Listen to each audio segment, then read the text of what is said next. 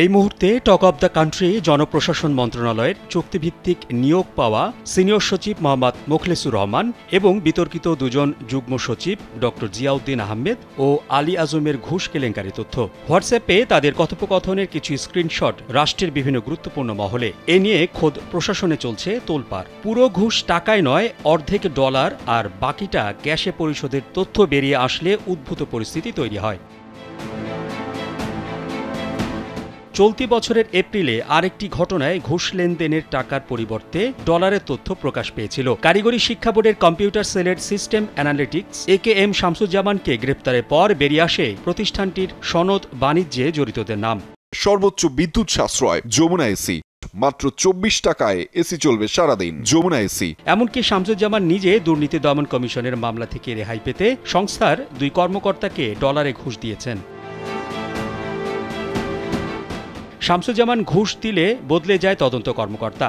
এক রাতে তিনি দুদক কর্মকর্তার বাসায় 60 লাখ টাকা নিয়ে হাজির হন, কিন্তু ওই কর্মকর্তা ডলার করে দিতে বলেন এবং নিজে মতিঝিলের একটি মানি এক্সচেঞ্জের ঠিকানাও দেন। পরদিন সেখান থেকে টাকাগুলো ডলার করে দুদক কার্যালয়ে গিয়ে পৌঁছে দেন।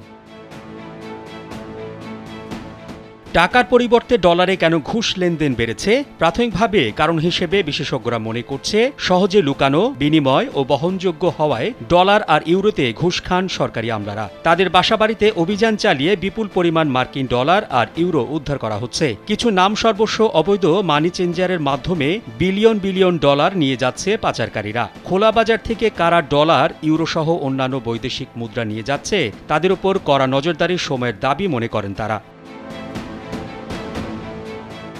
ঘুষ ছাড়া সরকারি অফিসগুলোয় সেবা প্রায় মেলেই না। টিআইবির 2022 সালের এক জরিপ বলছে দেশে প্রায় 71% পরিবারকে ঘুষ দিয়ে সরকারের বিভিন্ন খাত থেকে সেবা নিতে হচ্ছে। ঘুষ বাণিজ্য এখন অনেকটাই ওপেন সিক্রেট, তাই কেউ কেউ এই ঘুষকে বলেন স্প্রিড মানি। আইন থাকলেও ঘুষ ও দুর্নীতির সাথে জড়িত কর্মকর্তাদের উপর তার প্রয়োগ ততটা দেখা যায় না।